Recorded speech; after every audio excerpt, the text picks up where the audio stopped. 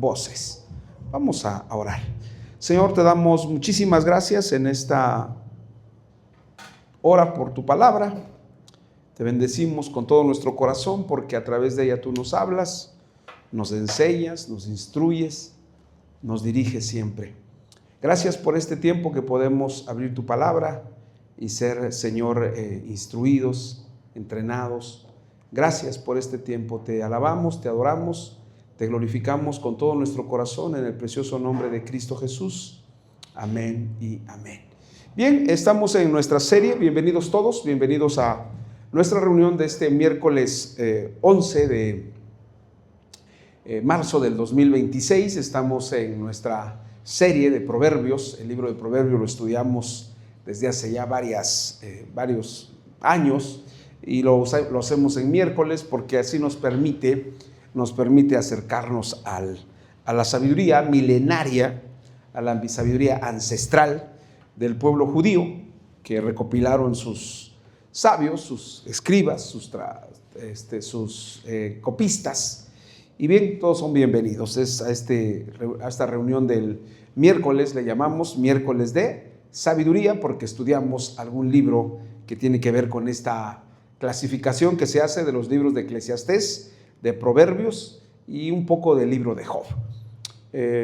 Nuestra serie se llama La sabiduría, una mujer que alerta. Para entender por qué le puse una mujer que alerta, en el capítulo 6 habla Proverbios de la mujer ajena, de la que los hombres tienen que tener cuidado, porque se refiere a una mujer que está casada. Y en el capítulo 7, el proverbista o los proverbistas hablan de la mujer adúltera. Y entonces la mujer ajena y la mujer adúltera son dos tipos de mujeres de las que hay que tener cuidado. Y en el capítulo 8 desarrollan el tema de la sabiduría presentándola como una mujer. Esa es la razón por la que la intención es muy clara para los proverbistas. La intención es: no busques a la mujer ajena, no busques a la mujer ramera, mejor busca a la mujer que tiene sabiduría, o a la sabiduría que es representada como mujer, que te va a dar cosas mejores que lo que te puede dar la mujer ajena o lo que te puede dar la mujer adúltera. Bueno, la mujer adúltera dice con toda claridad el capítulo 7 que con sus puertas conducen al Seol o a la muerte. Bien, en nuestro texto ya lo leímos, lo volvemos a leer. Dice nuestro texto así: en el lugar de las puertas, a la entrada de la ciudad, a la entrada de las puertas da voces. Si invertimos el verso, el versículo diría: da voces en el lugar de las puertas, a la entrada de la ciudad, a la entrada de las puertas da. No, ya pusimos voces. Si ponemos al principio da voces,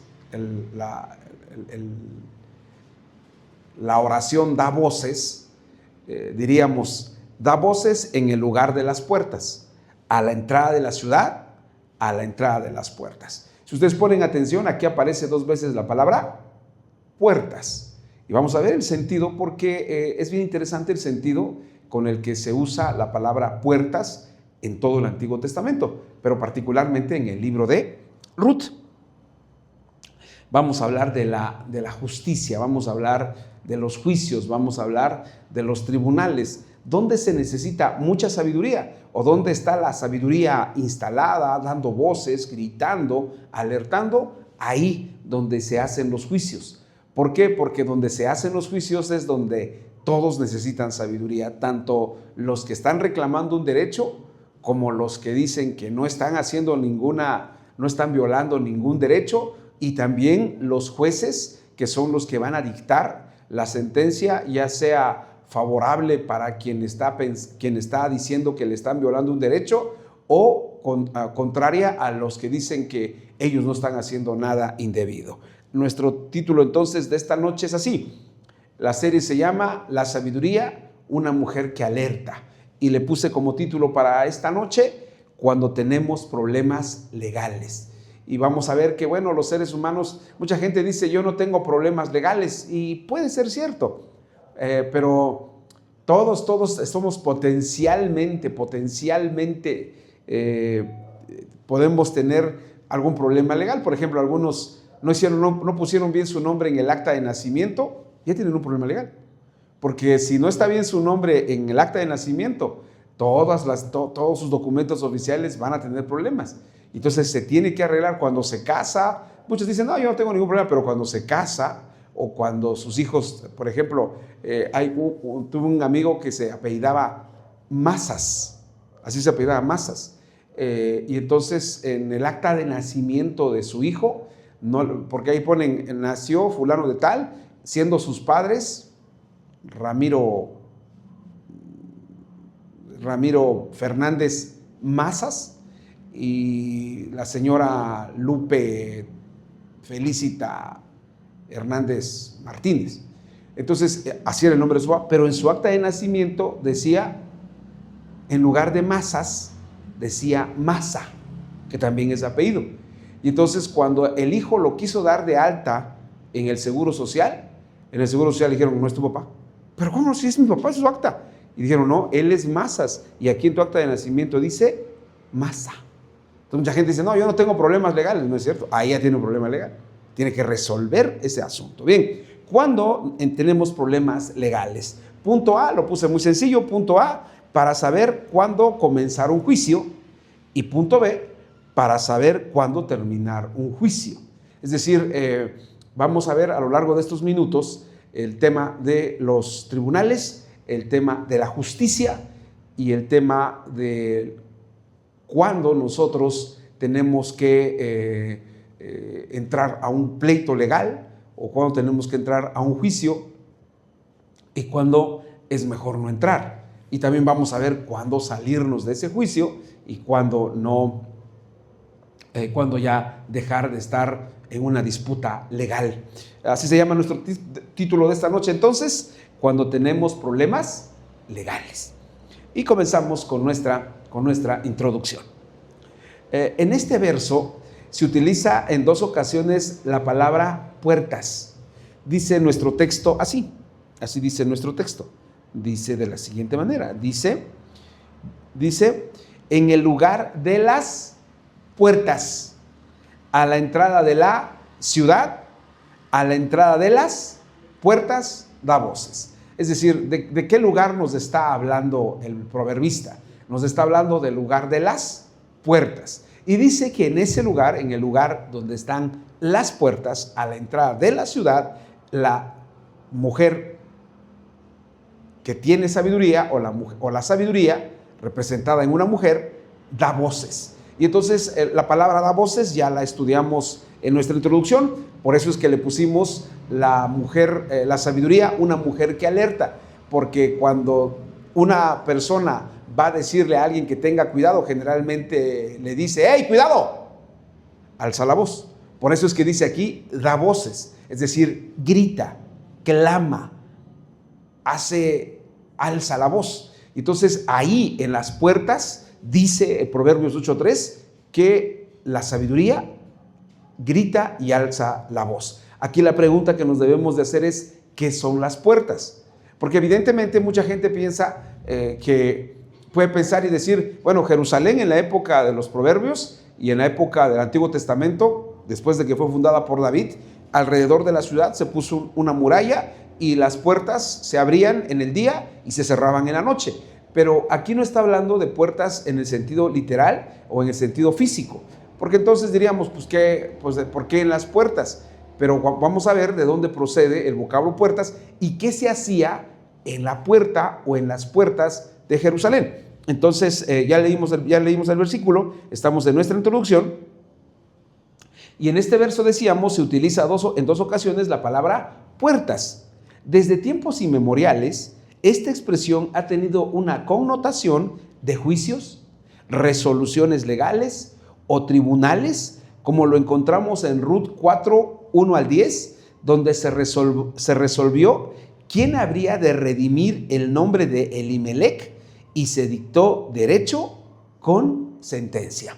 Quiero que vayan conmigo a Ruth capítulo 4, verso 1 al 10, y fíjense lo que sucede ahí. Ruth está después de Jueces, ya íbamos a encontrar esto que dice el libro de Ruth. Miren lo que dice, voy a leerlo. Dice así: Booz subió, ¿a dónde? A la puerta, y se sentó ahí. Y he aquí pasaba aquel pariente de quien Booz había hablado, y le dijo: fulano, ven acá y siéntate. Y él vino y se sentó. Entonces él tomó a 10 varones de los ancianos de la ciudad y dijo: sentaos aquí. Y ellos se sentaron. Luego dijo al pariente: Noemí ha vuelto del campo de Moab. Vende una parte de las tierras que tuvo nuestro hermano Elimelec. Y yo decidí hacértelo saber y decidirte que la compres en presencia de los que están aquí sentados y de los ancianos de mi pueblo. Si tú quieres redimir, redime. Y si no quieres redimir, decláramelo para que yo lo sepa. Porque no hay otro que redima sino tú, y yo después de ti. Y él respondió: yo redimiré. Entonces replicó Booz: el mismo día que compres las tierras de mano de Noemí, debes tomar también a Ruth, la moabita, mujer del difunto, para que restaures el nombre del muerto sobre su posesión. Y respondió el pariente: no puedo redimir para mí, no sea que dañe mi heredad. Redime tú usando de mi ¿qué? De mi derecho, porque yo no podré redimir. Había ya desde hacía tiempo esta costumbre en Israel, tocante a la redención y al contrato, que para la confirmación de cualquier negocio, el uno se quitaba el zapato y lo daba a su compañero, y esto servía de testimonio en Israel. Entonces el pariente dijo a Booz: tómalo tú, y se quitó el zapato. Y Booz dijo a los ancianos y a todo el pueblo: vosotros sois testigos hoy de que he adquirido de mano de Noemí todo lo que fue de Elimelec y todo lo que fue de Kelión y de Mahlón, y que también tomo por mi mujer a Ruth la moabita, mujer de Mahlón, para restaurar el nombre del difunto sobre su heredad, para que el nombre del muerto no se borre de entre sus hermanos y de la puerta de su lugar. Vosotros sois testigos hoy. ¿Qué se hacía en la puerta? Se juzgaba. Se decidían cuestiones de derecho. Es decir, lo que encontramos cuando se usa la palabra puertas, entonces, es un lugar donde los judíos de la época de los proverbios resolvían sus asuntos de carácter legal. Las palabras que vimos ahí dice contrato, derecho, negocio. Es decir, son palabras relacionadas con los juicios que se siguen entablando hoy en día con otras características, claro, porque ya no se hacen en la puerta, sino se hacen en lugares específicos. Bien, ya leímos esto. A lo largo de la Escritura encontramos esta verdad. Por ejemplo, cuando el Salmo 127:5 dice que el hombre que llena su aljaba de hijos no será avergonzado cuando hable con sus enemigos en la puerta. Es decir, volvemos a encontrar el término puerta en ese lugar, en la Biblia. Entonces, el texto que estamos estudiando esta noche de Proverbios 8:3 se refiere o tiene el mismo sentido que en el libro de Ruth. ¿Qué sentido tiene? El de juicios, tribunales, derechos, justicia. Es decir, lo que el proverbio nos está diciendo, que en ese lugar donde se declara el derecho, donde se juzgan todos los asuntos que tienen que ver con las personas, ahí está la sabiduría. Ahora, la pregunta que surge evidentemente es: ¿por qué está ahí la sabiduría? ¿Por qué alza su voz ahí? ¿Por qué eleva su voz? ¿Por qué grita? ¿Por qué clama? Pues por una razón sencilla y elemental. Porque ahí se necesita sabiduría.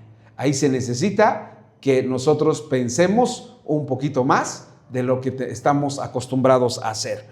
La expresión puerta, entonces, podemos decir que es una expresión que nos remite a tribunales, juzgados, jueces y, en síntesis, a todos aquellos aspectos de los procesos legales que en la vida puede enfrentar una persona, desde los más sencillos hasta los más complejos, ¿no? Porque, por ejemplo, Les puse el ejemplo de esta acta de nacimiento que estaba mal, porque el papá en su acta decía que se llamaba Fulgencio Mazas, y en el acta de nacimiento de su hijo aparecía como Fulgencio Maza, y entonces tendría que hacer una rectificación de su acta de nacimiento. Eso es sencillo, tiene sus complejidades porque no lo pueden asegurar o no lo pueden reconocer como el papá, aunque él sea el papá. Pero hay unos más complejos. Por ejemplo, este es de los más complejos y de los que más pasiones desata, que es cuando el papá no deja testamento. Entonces se tiene que hacer un juicio, dice el derecho, un juicio sucesorio. Y ahí es un problema muy fuerte porque todos los hijos que se tienen que poner de acuerdo respecto a qué les toca. Y entonces, entre los hijos son del mismo papá y de la misma mamá, pero a la hora de discutir qué le toca a cada uno, se desbordan pasiones. Y a veces no es tanto por los hijos, sino por los terceros que intervienen. Interviene la esposa e intervienen los hijos. Y entonces ahí ya la cosa se puede descomponer. Entonces escribí esto. Ahí se resuelven desde los aspectos más sencillos hasta los más complejos. Los seres humanos vivimos en sociedad y por ese solo hecho interactuamos con diferentes tipos de personas. Nosotros y todos los demás tenemos derechos, pero también tenemos obligaciones. Cuando los derechos chocan o colisionan, tenemos un conflicto legal que puede ser agrario, cuando tiene que ver con tierras en el campo, fuera de la ciudad, o relacionados con lo laboral, cuando te trabajas, o puede ser de carácter civil o mercantil o penal. Hoy en día hay muchísimas materias del derecho. Son muchas las materias que el derecho tiene. Por ejemplo, hay derecho del medio ambiente, hay derecho en telecomunicaciones, hay derecho bancario, hay derecho militar, hay derecho, el que ustedes se imaginen. Ya hay un derecho para cuando hay una controversia o cuando hay dos opiniones diferentes, las personas puedan resolver esa diferencia. Entonces, son muchas las materias que el derecho tiene y ha crecido porque la conflictiva social ha aumentado. Y cada persona tiene el derecho de acudir a los tribunales cuando piensa que se ha cometido o comete una injusticia en su contra y desea hacer valer sus derechos. Los proverbios dicen que justamente ahí en los tribunales se para la sabiduría para pregonar o dar voces a fin de que se le pueda escuchar y pueda guiar nuestra vida cuando entramos en un conflicto de naturaleza legal o de naturaleza de derecho, donde se necesita mucha sabiduría para saber qué hacer. Es decir, la sabiduría, dice el texto que leímos en Proverbios 8:3, se para, se asienta y da voces en las puertas a la entrada de la ciudad, donde están las puertas, dice en 2 ocasiones. Es decir, ahí la sabiduría está presente para que quien quiera escucharla está gritando. Entonces, es interesante esto. Es interesante porque dice, da voces. Y cuando dice que da voces, está gritando. Yo si dijera ahorita, dijera yo, ¡ey, ey, ey! Pues me escuchan, ¿verdad? Pero si yo digo, ¡ey, ey! Por ejemplo, si va uno caminando en la calle y te encuentras a un amigo que te quiere hablar, te grita, ¡ey, Josué! Pero, y lo escuchas. Pero si te dice, Josué, pues no quiere que lo oigas. Ahora, la sabiduría alza su voz en los tribunales y dice, escúchenme, óiganme, tengo un consejo para ustedes.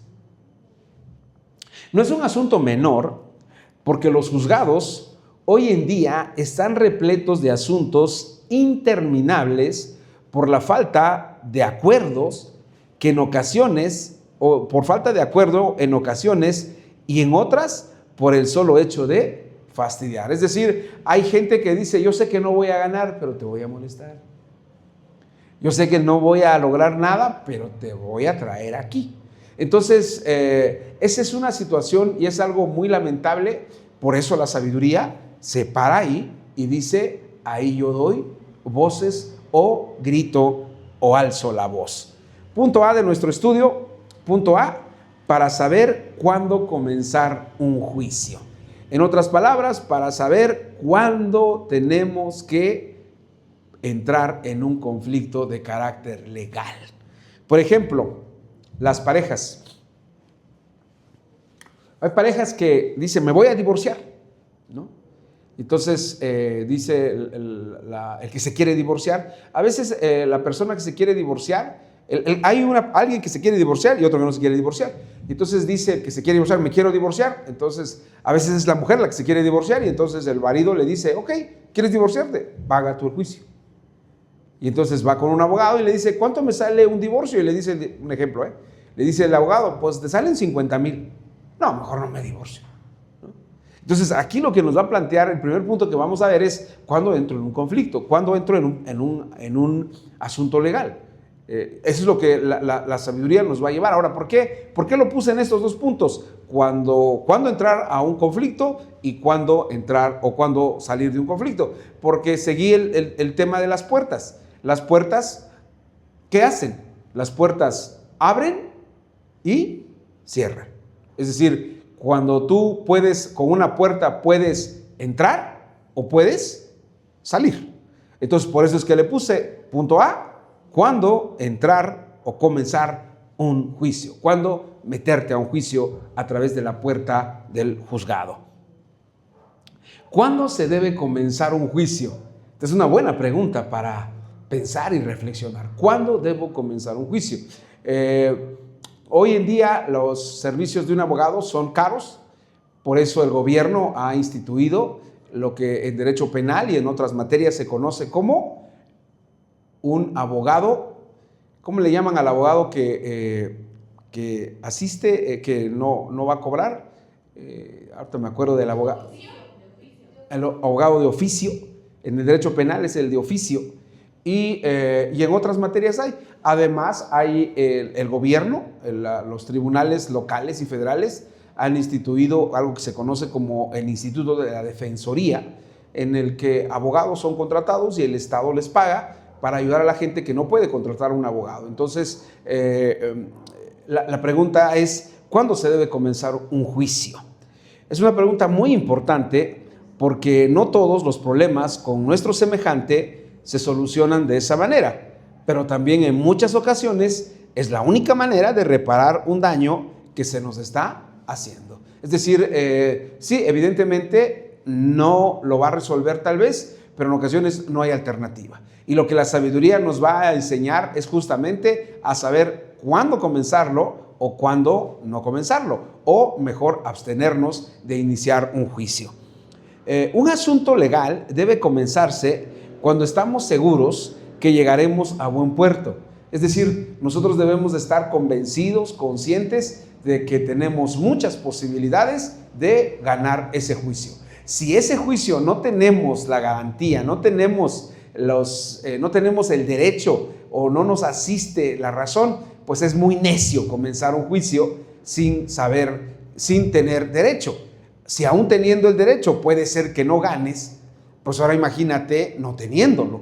Entonces uno debe saber o uno debe estar consciente de que hay ocasiones en las que debemos pensar, reflexionar, meditar cuando una persona debe comenzar un juicio.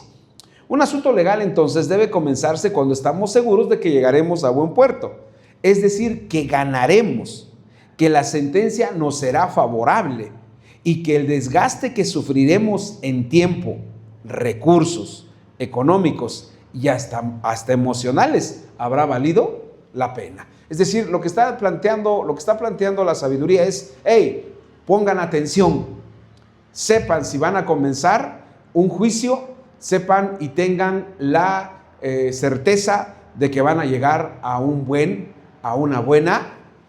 término o a una buena conclusión. La sabiduría nos puede auxiliar grandemente porque nos hará meditar, reflexionar y pensar seriamente sobre una decisión que nos ahorrará mucho tiempo y nos ahorrará también muchos recursos financieros, pero también será muy cautelosa y nos auxiliará para saber que al entrar a un conflicto legal hemos tomado la mejor decisión. Es decir, nosotros, la sabiduría puede darnos un gran consejo, puede asistirnos para decirnos, para que nos ayude, nos conduzca para terminar o para terminar bien un juicio que vamos a comenzar. Es decir, la sabiduría está ahí. Ahora, aquí la pregunta, obviamente, evidentemente es, ¿y cómo nos va a auxiliar la sabiduría? ¿Acaso nos va a hablar y nos va a decir, no comiences este juicio agrario, no comiences este juicio de divorcio, no comiences esta denuncia penal o no comiences este asunto administrativo? No necesariamente va a ser una voz audible, pero nos va a llevar, nos va a conducir a la experiencia de otros.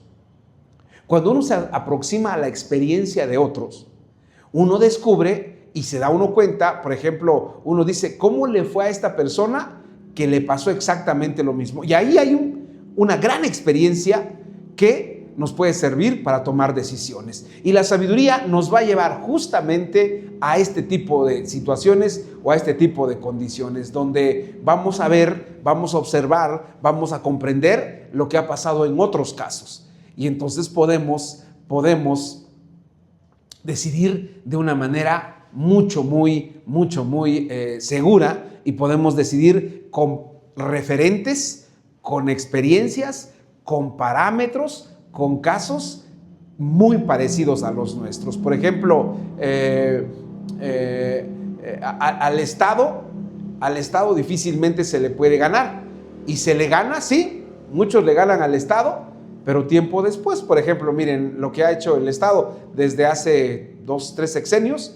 Por ejemplo, cuando hay desaparición forzada de personas, se denuncia al Estado, a veces se detiene a los que lo hicieron, pero otras veces no se detiene. Entonces, ¿qué hace el Estado? El Estado pide una disculpa pública, pero ya pasaron 10, 15 años y ya la persona no apareció. Entonces el Estado dice, venimos a pedir perdón, pero no fueron ellos, fueron otros. Entonces es como si a ti te ofende, por ejemplo, alguien de China y te pide perdón uno de Tlacolula. No tiene caso. Bueno, algunos dicen sí tiene caso porque pues están pidiendo disculpas, pero no son sinceras esas disculpas, son más bien obligadas, ¿no? Entonces, la sabiduría nos va a ayudar, nos va a enseñar, nos va a instruir para saber cómo hacerle cuando hay una cosa de este tipo. Se trata indudablemente de un apoyo muy importante porque a veces no sabemos qué hacer. Esa es una realidad. No sabemos si iniciar acciones legales contra una persona o personas que nos han agraviado. Y aquí no me refiero a que alguien te mire mal, ¿eh? Porque mucha gente dice, no, pues ya me está viendo mal, ¿qué vas a denunciar? Tampoco es que me dijo de groserías. Tampoco, eso no entra dentro de ninguna clase de delito. Tal vez injurias, pero ya las injurias pues no son catalogadas como delito. Entonces, porque son cosas que se dicen tal vez al calor de algo.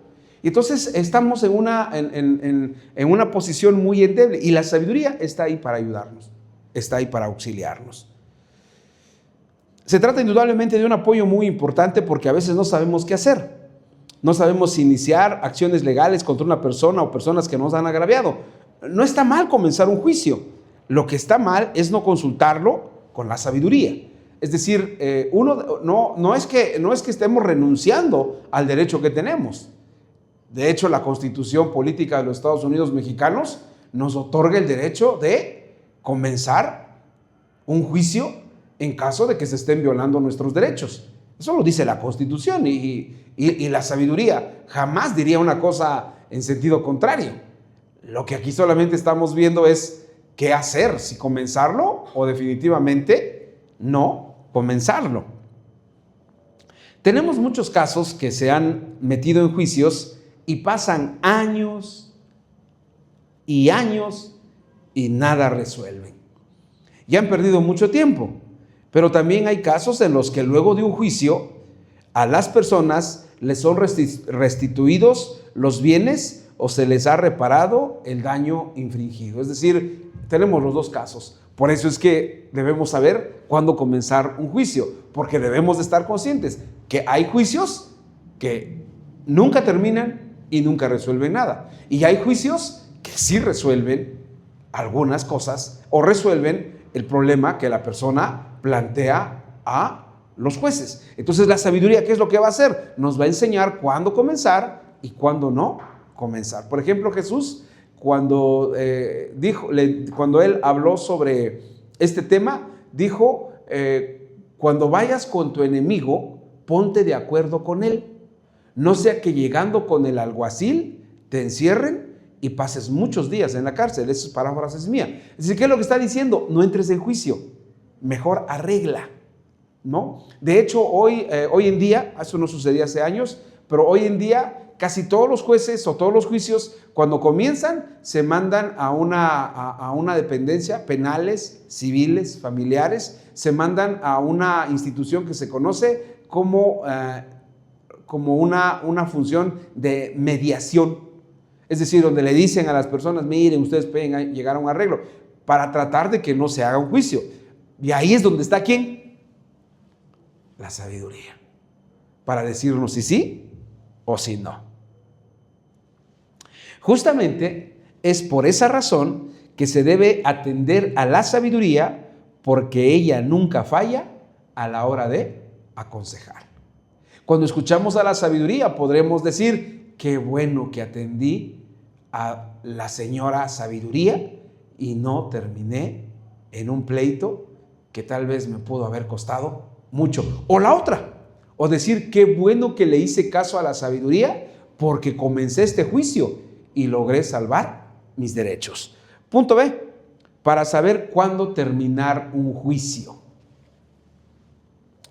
Escribí lo siguiente en este punto. Los juicios pueden terminar anticipadamente si se cumplen ciertos requisitos.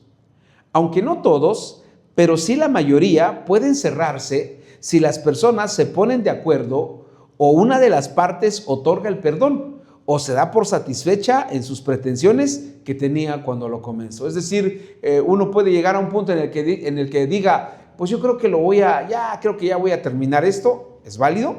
Se puede. Pero ¿a quién tenemos que recurrir? A la sabiduría. Y les pongo este ejemplo de sabiduría, ¿no? Por este ejemplo, miren.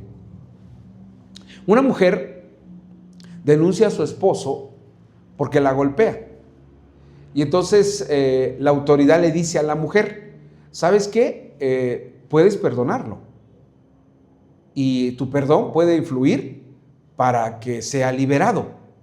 ¿Qué necesita la mujer ahí? Sabiduría. Porque ¿qué puede hacer? Puede no perdonarlo y el tipo puede seguir en la cárcel. O puede otorgarle el perdón y hay posibilidades de que él salga de la cárcel. ¿Ahí qué se necesita? Sabiduría, porque ella puede decir, está bien, lo perdono, y a la siguiente semana le da otra golpiza. O la otra, no lo perdona y él ya está genuinamente arrepentido. ¿Qué necesitamos? Sabiduría. Los seres humanos necesitamos sabiduría cuando estamos en un asunto legal. Ahora, nosotros cuando hablamos de estas cosas, mucha gente dice, no, yo nunca voy a tener un problema legal. No se crea.